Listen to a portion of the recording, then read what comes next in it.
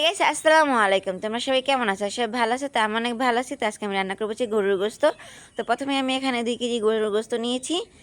তারপরে এগুলোকে আমি সুন্দর করে এখন ধুয়ে মশলা দেবো। দেখো আমি কত সুন্দর করে ধুয়ে নিয়েছি। এখানে মশলা দেবো। তো প্রথমে দিয়েছি ধনিয়ার ফাঁকি, দিয়েছি হলুদের ফাঁকি, দিয়েছি মরিচের ফাঁকি, দিয়ে এখন পেঁয়াজ বাটা। তো এইটা আমি সুন্দর মশলা দিয়ে হাতে মেখে একদম সুন্দর করে মেখে তারপর কষাবো। তো জান পাখিরা বিশেষ করে এইভাবে আমি আমার দাদিকে রান্না করতে দেখেছি, নানিকেও দেখেছি। তো আমি এখন রান্না করব, ট্রাই করব। মানে আমি রান্না করিনি, বাট এখন রান্না করব, মানে দেখি কেমন হয়, মানে তাদের হাতের মতো হয় কি না। মানে এত মজা খেতে কি বলবো। মানে এই রান্নাটা আমি যখন খাই তখনই মনে করো আমার ভাত খেতে হয় 2 প্লেট, এত মজা হয়। তো আমার মাখানো শেষ, আমি এখন ঢেকে দিয়েছি। আস্তে আস্তে জাল দিয়ে এটাকে কষাবো ভালো করে। তো দেখতেই পাচ্ছি আমি কষেছি, আমি কিন্তু পানি দিইনি এক ফোঁটাও। দেখো কত সুন্দর পানি বের হয়েছে।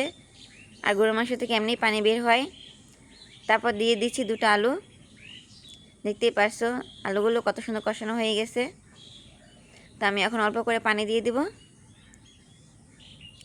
মানে এইটা খেতে এত মজা হয় যে আমি না রান্না করলে বুঝতামই না। মানে আমি যখন নানির হাতে খেতাম, বলো নানি কীভাবে রান্না করে, তখন আমি নানিতে শিখেছি যে এইভাবে রান্না করে।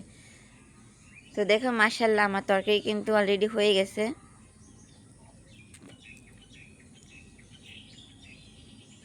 এই দেখো কত সুন্দর কালার চলে আসছে, মাশাআল্লাহ। দেখো কত সুন্দর হয়ে গেছে, দেখতেই পাচ্ছ।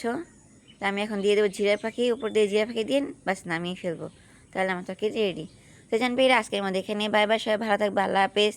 আর অবশ্যই কমেন্টে বলবা যে আমার তরকারি রান্না করা কেমন হয়েছে, আর এইভাবে কারা কারা রান্না করে খেয়েছো আমাকে অবশ্যই কমেন্ট